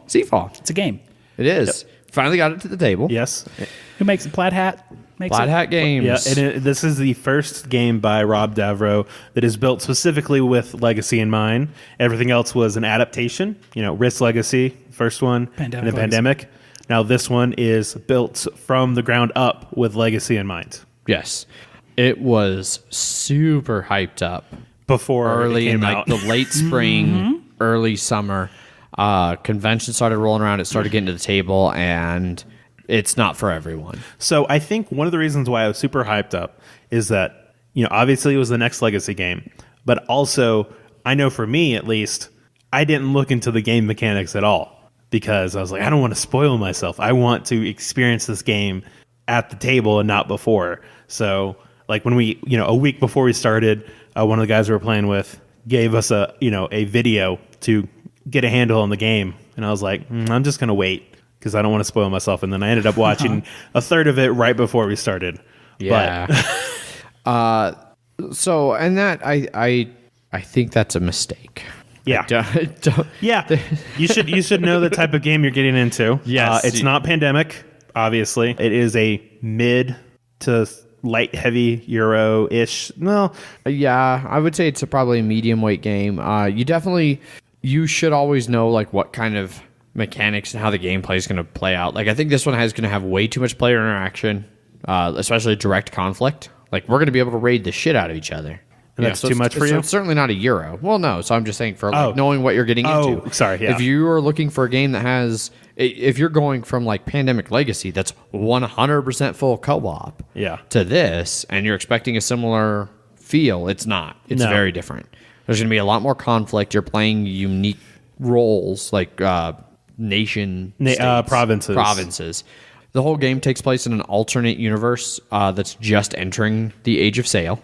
And so, yeah, you're all provinces on this mainland that apparently in the past has had this great ancient civilization that has collapsed. And you're just now starting to come into the age of sail, and there's islands in the distance, and you're starting to head out to those islands and set sail and see what happens. Part of what happens is there's going to be conflict. There's not in the prologue, which is one of the 2 games we've played. Yeah, so the prologue is basically here's you learning to play the game. Yeah. Which I think frustrated Paul a little bit. Yes. Especially since he had watched the video and I think had a better grasp on how to play than the rest of us. Yeah. But he kept like, oh, what if I, specifically all the end game upgrades, you don't do any of that. And so it was just literally, you just explored until you named the islands. That's all you did. Mm-hmm. You had 4 different milestones. It took 90 minutes. It's supposed to take maybe an hour and a half at most. Yeah. It's just an intro to the game. And I kept trying to be like, but Paul, it's only an intro game. It's just to teach you the mechanics, basically. It's not a real game. Which felt a bit like a mistake. So my main problem just from playing the prologue in the first game is it sucks having to learn a new game in a legacy format. Yeah. Yeah, it's like we had played Pandemic before, so we didn't really need to learn how to play Pandemic. And I said before we started that I'd seen people say, play the prologue a couple times without actually making the changes. Don't place the stickers. Don't write the names. Play that a couple times. Get used to the new mechanics, the new way this game plays. Understand what turn order and how that plays into things, and how exploring works and how raiding works and how all these different things kind of work. Then, when everybody's kind of feels comfortable, be like, all right, we're going to blast through this prologue real quick because now we know what to do and how to get points and how to do things. Mm-hmm. Make the changes then, and then go from there. Yeah. I think it also sucks, though, to play that same prologue over and over again. I couldn't. I don't think I could have done it more than the ones that we played. I could have maybe, if we'd went into it knowing we weren't making changes, I could have done it one more time. Yeah. Because I think the second time would have went way quicker. Yeah. So I do want to sort of go off topic it's not really off topic, but... off topic? Yeah, no. Right? So in the Pandemic Legacy, we basically the theme that we sort of came up with was Rick and Morty. Mm-hmm. Everything was Rick and Morty based, all the characters' names, all of the diseases and all that stuff. So I know we were trying to figure out if we wanted to come up with any, have our themes for our different provinces and all that stuff. Mm-hmm. So did he figure out what he was going to do? Not, I think, 100%. Okay. So I know I definitely wanted us to have a theme because it brought me more into it. Yeah. And so it seemed like it was the same for you guys for Pandemic. Yeah, they're all different fictional scientist names. Gotcha. All right. Basically. So for this...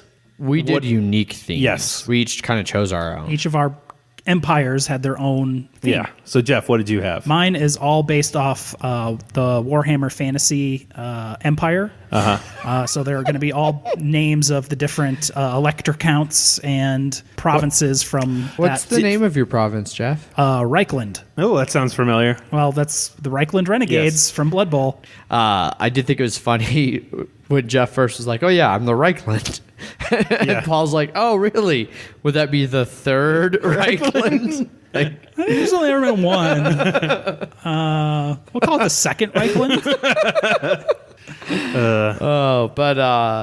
So I went with I was having a hard time coming up with a theme overall for mine, and just kind of based on the way the reading on the back of my mind, and then ultimately, at the start, there's a deck of 10 leaders, and we went around and we all picked one. And the guy I ended up picking, he had a very Middle Eastern look.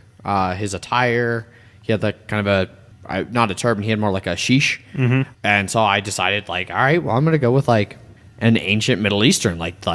People don't give the Middle East enough credit for pioneering seafaring technologies. And I was like, we're playing a seafaring game?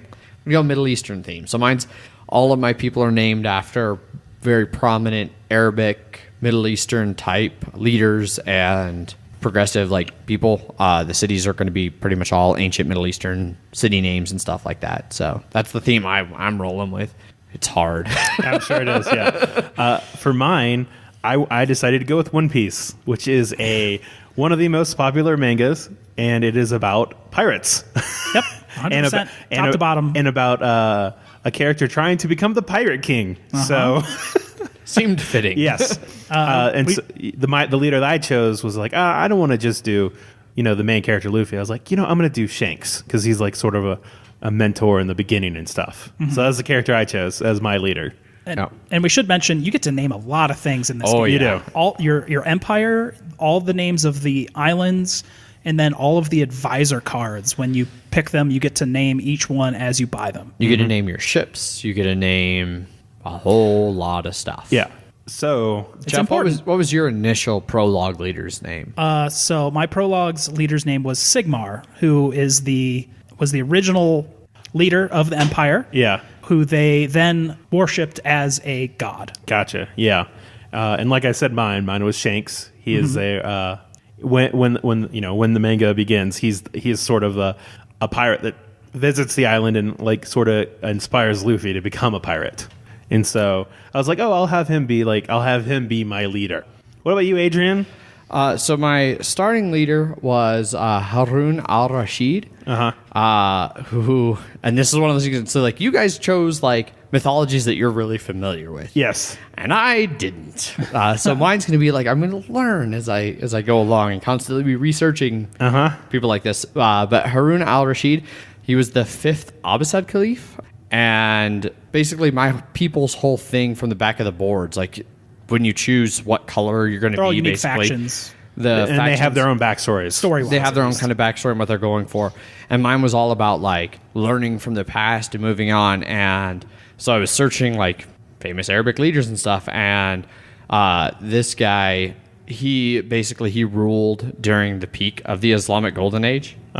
And like that was right when like the Middle East was super prospering, science, culture, religion, everything going kind of bonkers. And my first island I named was the Bayat al-Hikima, which he started, which is the House of Wisdom, which still exists in Baghdad in Iraq. And so it was like the center for knowledge and culture and trade, which I felt kind of went with my whole like, we're learning from this ancient empire that's existed in the past. Yeah. Stuff like that. So that was my guy. Yeah. And so, note I say was at the end of the prologue, we come to this learn. is a massive spoiler. Yeah, so this is where we're going to start talking about spoiler stuff. It's not very major, but the only spoilers we'll talk are up to the. We're not going to talk about the stuff that came at the end of the first one. Okay, so it's everything before that. Yeah. So the end of the prologue, there's like 10 cards. You get to choose your leader. You get to name them. You get to write down on there, and then you play the prologue with them. At the end of the prologue, they all disappear. Yep. And you're supposed to destroy all of those cards that you named because something happened with all of your leaders, that they have all gone out and they've all disappeared, and all of the different provinces you're playing at are now pointing at each other as to why it happened. Yeah. So did that work for your leader? It absolutely did, because Sigmar, the god emperor, disappears, and he is now our new religion. Yep. As the greatest leader we've ever had. It sort of worked for mine because, like I said, the main story of One Piece is about Luffy, and so Shank just sort of goes off, and then Luffy tries to become the Pirate King and also try and find him and stuff. So did he ever find him? He has seen him, I think. It's only been 1,800 episodes. He's got to see him at least once, right? No, he's seen him a little bit, but not. Yeah, it's okay.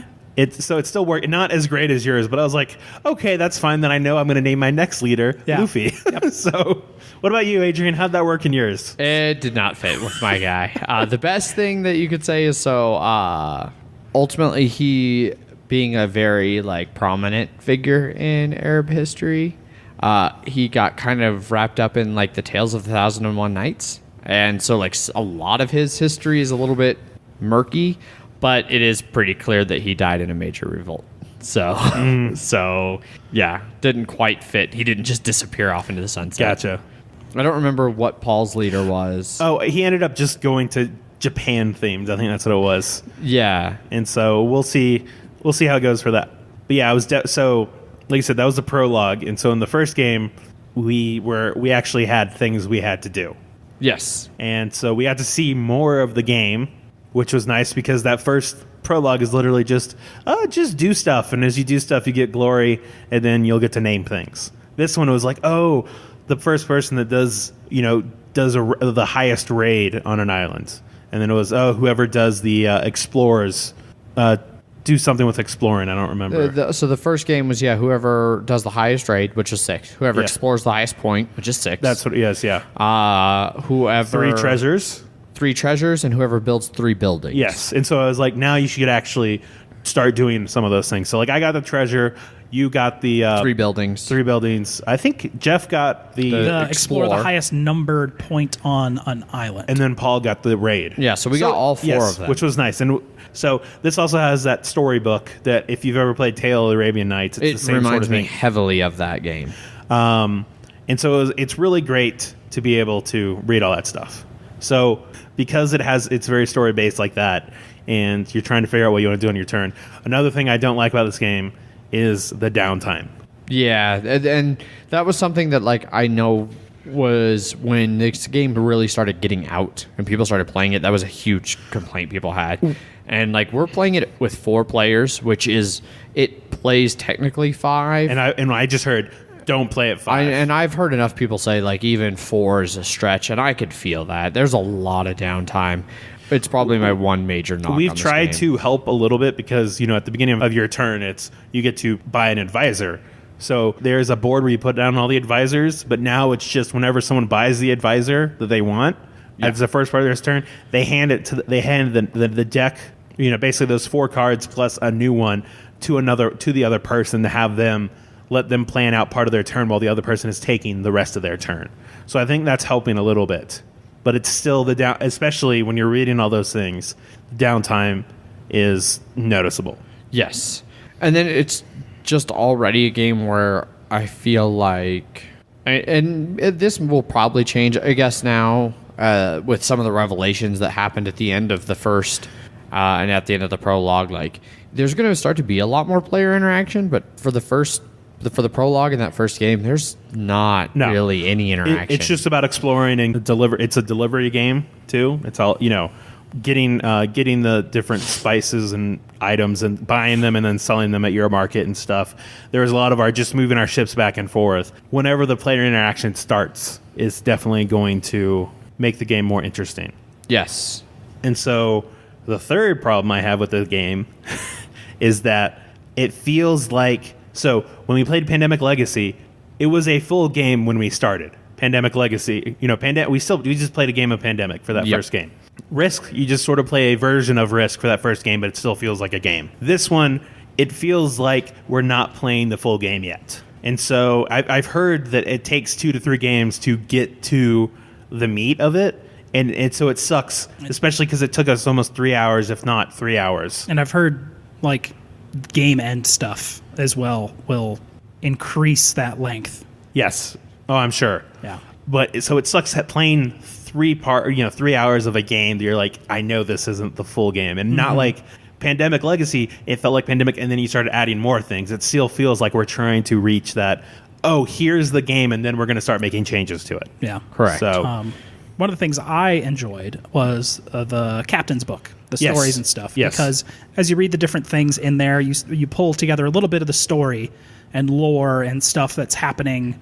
Because they mention, like, ancients and the old empire, and you can start getting some clues as to, like, what this world is. The only problem with that is because it's sort of chosen at random. It's based on the symbols, but there's 10 different sun symbols that you can choose from or whatever. So choosing that one, like, it has to be sort of vague enough that it can fit in anything, so it doesn't feel like you're making a progression in story. Yeah. Like, everything so far, it just seems like we're exploring another place, and there's just more hints, like you said. Well, and that's where I was going to say, like the only time that really fit for me was, like, so in the prologue, every time you finished one of those objectives, which basically every time somebody got to a multiple of 3 victory points, or glory points as they call them in this, you resolved the next one. So you did the first, the second, third, and fourth.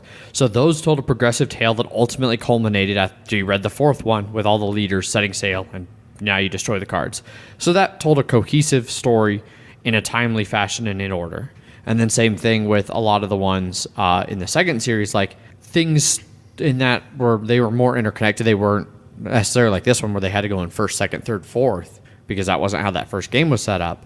But otherwise, a lot of the other ones like that you get when you explore the island and stuff, they were really just arbitrary and kind of all over the place. I didn't feel a cohesive story. I don't think you're going to have a really hard time with that, because if you want people to choose those at random and you don't know when people are going to explore those, like I said, you just have to keep it sort of vague. Yeah, no, I agree. And there's lots of different symbols, and probably the farther ones will have more detail. Oh, yeah, definitely. Stuff. Yeah. But you got enough of a picture on each one of those little events to where you could piece together there was a lot more to this world in the past. Yes. I did like that the back of the player boards, like when you choose your player board, there's a thing that says like read from this page when instructed. And that instruction happens in the beginning of the first game, like fairly early on. It's like, all right, this part where it said wait till you're instructed to read, well, we now instruct you to read. Yeah, because we were trying to be like, but when are we being told to read these? When instructed. And you get to make some choices about how your leader, your first bonuses of your empire. Right. And so like up to that point, like when you first choose the characters, like you have no idea, like they're all the same. Fundamentally the same. Yes. You know that like they all say on the back, like they'll refer to a different passage, but at the time you don't know what that passage means or what's going to happen. Then at the beginning of the first game, when you read that, you essentially are faced with your first, like for my character, there was one of three. Was that the same for all of you guys? Yes. I was a little checked out, to be honest. It was one of three. Yeah. There's three different options. Mm-hmm. So everybody has a choice of one of three different options. It felt like from what But it seems like they're all different options. Yes, they are all different. Yeah. Some of them I think have a little bit more clear, at least for me, like Zach, like yours was like, it was a throw parade. When you read them off, I was like, "Oh, you've clearly got to choose that option." Yeah, and I did, and then I became world renowned, so I was the glorious. Yeah. It worked out great. I had an option of like priests, which there are the priests of Sigmar, and I was like, "Yeah, let's go to the priests," and then I get a permanent luck upgrade. Yep. Yeah, I don't remember what Paul's was. Mine, I had a choice like the Explorers Guild wanted to meet with me, the advisors of the neighboring provinces wanted to get on my good side. And the people wanted me to like make sacrifices. And I went with meeting with the Explorers Guild, which gave me a bonus to explore. But like you were saying earlier, Zach, we don't have all the mechanics yet. Like, and so you got something to research, which you can't research yet. Research even so after. It has done me so far in the game no good. So I'm hoping, and this is a potential where, this will make or break, I think, a lot of my enjoyment of this game. Research better be something that is going to pay off later. Yeah. Considering that the first few turns, that's useless to me. The first few games. So, like I said, I wasn't going to talk anything specific about the end of the first game, but we opened we got a whole bunch of new, like, just suffice to say, we opened up a chest at the end of the first game, and there was a lot of stuff in there. So it wasn't like Pandemic where it's just sort of like, oh, baby here's steps. One thing. Yeah, baby steps. It was like, here is a whole bunch of shit, and it felt like a whole bunch of new. Although that was something that we triggered in this game that might not necessarily be triggered normally. Oh, okay. Yeah, it was triggered by one of the goals that we got, that if you didn't get that goal, you would not open that chest. So you could conceivably not open that chest in the first I don't game. know who would play this game, though, and be like, oh, look, there's all those goals over there. I'll just worry about it later. Yeah. Well, I mean, I was very close to ending that game with only my goal done. Yeah. I was only, 2 points away, 3 points away? Well, that's why I made a concerted effort of, like, once you started itching up there, I'm like, I'm going to fucking get this treasure one. I don't give a shit if I come in last. Yeah. I want this to happen. Which, like, all of it did, and then you won on the next turn. Yeah. It will be interesting to see, I think, as this game plays out, how there's very clearly a catch-up mechanic. Yes. Essentially, whoever wins, they get to make a couple decisions and permanent alterations to their province's stuff.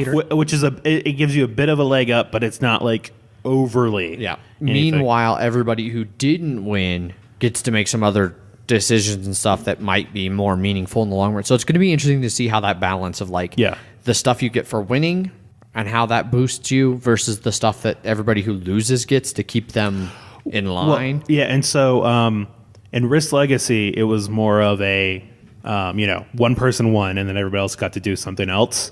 This seems to make it has a big the order of victory for the last game plays a big part into this. Yes, because even where you're sitting and what stuff you get and what things you may have to give to other people and stuff like that. is dependent. Like if you're a last player, you're going to get a lot more stuff than third or second or like first player and all that stuff. So I'm curious if it's going to keep it balanced. Yes. Like, because I've heard some people say that they felt like it seemed like there was an early runaway leader. Now, those were early thoughts that I've read, and I haven't heard back from I haven't followed enough those specific random users on our board games. I think I missed out enough as the first player to where, like, I got that one upgrade, and that's really all I got for winning. Mm-hmm. And all you guys got a bunch of other stuff, and then your second, third, and fourth place cards give you bonuses when you start. I'm not going to get any of that. Yeah. So yeah, we're going to have to see. Unlike Pandemic, also, we're not going to play more than one of this at a time. I don't think I could play a full 3. Long. Yeah, it was a 3-hour game. We are and be like, able to let's do another one. Prologue. Yeah. Oh yeah, exactly. And we had a lot of time to kill. Yeah. So no, this one will probably take a little bit of time. To work through, because I think it said 12 to 15 games for this one as well. So hopefully we'll get to it more than once a month, but we'll see. Yeah. Oh, we'll definitely keep you guys. I think we'll have better luck. I think that the 4 of us have more weekend available, like Sunday evenings. This will be something we can do more regularly on like a Sunday evening or even a Saturday if I come back early enough from the condo. Yeah. So, any other last little things you want to add on your early thoughts? Are you looking forward to playing it more? Tentatively. I was not impressed. I will be honest with my first 2 plays.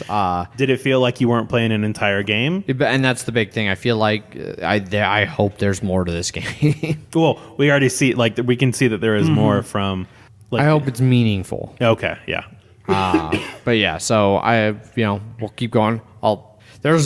There's rules for if players drop out in this game. I don't expect any of us to drop out, though. I think we'll all see it through. Just know that if you drop off, it's going to come to one of us, and you lose all your money that you put in towards the game. You just comes to us. Keeping the coins. No, it's coming to us. Sorry. Pretty sure Jeff paid the coins. No, I don't know. Jeff paid the shipping because okay. that's what screwed me. Because there's the shipping on the coins. Whatever. Any other last thoughts or? What about you, Jeff? On it? Are you looking forward to playing more? Yeah. Are you tentative like Adrian, or are you you're still definitely invested into it? I am more invested in it than Adrian because I feel Adrian's going to run into some of those random elements, and he's going to get totally screwed on an entire game, and then he's going to get too much analysis paralysis about one game over 30 hours of gameplay. that small decision you make now isn't going to matter 29 hours from game. I don't think that's entirely fair, but the first part, I could see myself getting screwed by something random in one game and getting real pissed about it. Remember, it always seems like whenever there's a game with luck, you just always seem really unlucky. Yep. Still 25 hours more game to go. Yeah.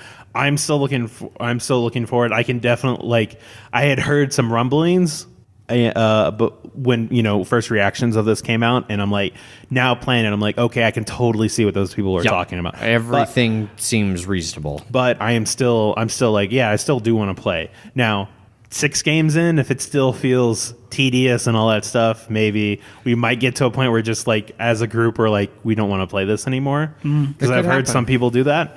But I am still looking forward. I'm looking forward to the next play, and I want to explore. I want to see what new stuff comes. We get that 4-hour game time. The thing that if there's one thing that could save this game for me, it's going to be the fact that it's an Age of Sail exploration, because that's definitely something that's always appealed to me. I joined the Navy when I was young, partly out of this desire. I got wrapped up in all these stories of sailors exploring new shores, and completely neglected the fact that I live in a world where all the new shores have been explored. Yeah. But it's always been something that appeals to me, this idea of setting sail and then not knowing what's over the horizon and what can you find. And so, if there's one thing that saves the game, it's if it really does a good job of capturing that once we start moving out. Yeah, because we're still in those 4 islands that we start out with, and there's a lot more islands that are going to come, and so I'm interested in seeing if you thought some of the those rules on those first islands were fucky. Yeah, we'll see. So that ran a bit longer than we were thinking. Yes, but whatever. Everything we ever do does. So. Yes. And we already ended the episode, so none of this counts. Yeah, there might be a small chance that you just cut this off and make its own thing. So correct. We'll see. So thanks for listening. If you stuck around for this, if you didn't, well, then you don't hear this. Exactly. So and I don't think we're gonna do anything like this for each game that we play of it. No, God, no. We want to do our first impressions, and then we'll probably do maybe halfway through something like that if we still feel interested enough. Yeah, and then if we make it to the end. Yeah. So and we'll vaguely keep you abreast in regular episodes. Yeah, we'll be like, we all just thought this sucked, and or it was just like, we're really invested in it now, or something like that. So. I would say we'll ultimately probably do a specific spoiler super episode like we did with Pandemic. Like even if we decide to bail, we'll be like, all right, we're going to bail, and then we're going to do an episode where we rip this game to shreds and explain why we bailed. Yeah. So there'll be something more to come about Seafall. Thanks for sticking with us this long. We are still the Mile High Game Guys. I am still your host, Adrian. That's my line. I am still Zach. I don't know. And now I am Emperor Jeff. There we go. All right. Thanks for listening. Goodbye. Bye. Bye.